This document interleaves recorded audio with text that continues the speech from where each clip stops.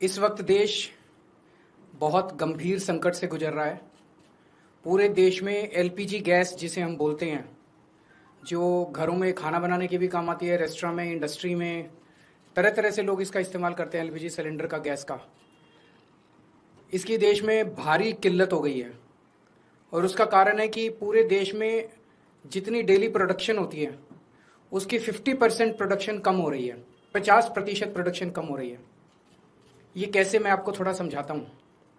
हमारे देश में जितनी एलपीजी की खपत है उसका 60% इंपोर्ट होता है और उस 60% इंपोर्ट का 90% स्ट्रेट ऑफ हर्मुज से आता है। और स्ट्रेट ऑफ हर्मुज अब इंडिया में जितना आता था इंडिया के लिए बंद हो गया, तो 90% इंपोर्ट्स कम हो गए हैं। तो लगभग 50-55% प्रोडक्शन हमारे देश की एलपीजी की कम हो गई है। इसका सबसे ज्यादा खामियाजा इस वक्त इमीडिएटली रेस्टोरेंट्स और होटल बर्दाश्त कर रहे हैं।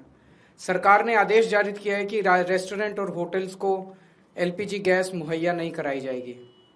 रेस्टोरेंट्स एंड होटल्स एलपीजी की स्टॉक नहीं रख सकते, वो उसको स्टोर करके नहीं रख सकते क्योंकि सेफ्टी कंसर्न्स होते हैं। तो जितने एलपीजी सिलेंडर उनको रोज चाहिए होते हैं उतनी डेली की डेली उनको सप्लाई की जाती है।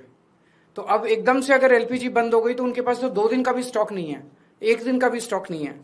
इसकी वजह से अब मुंबई में 20% होटल और रेस्टोरेंट बंद हो चुके हैं और लगभग अगले 2 दिन के अंदर 50% रेस्टोरेंट और होटल बंद होने जा रहे हैं।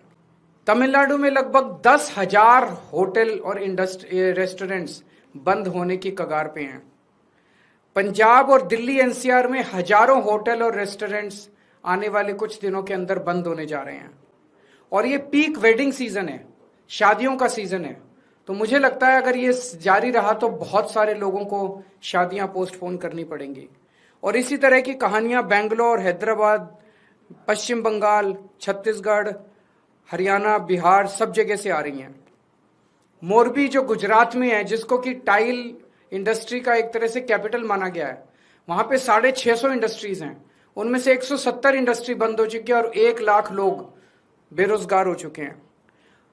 पूरे देश में इससे 1 करोड़ से ज्यादा लोगों के एकदम से बेरोजगार हो जाने की आशंका है। और इतने बड़े स्तर पे अगर लोग बेरोजगार हो गए तो क्या स्थिति होगी, हम सोच सकते हैं। और पिछले दिनों में सरकार ने कॉमर्शियल भी और डोमेस्टिक भी दोनों एलपीजी के दाम काफी ज्यादा बढ़ा दिए हैं। जो सरकार ने बढ़ाए वो तो अलग है, लेकिन अब मार्केट में जम के ब्लैक हो रही है एलपीजी की चारों तरफ।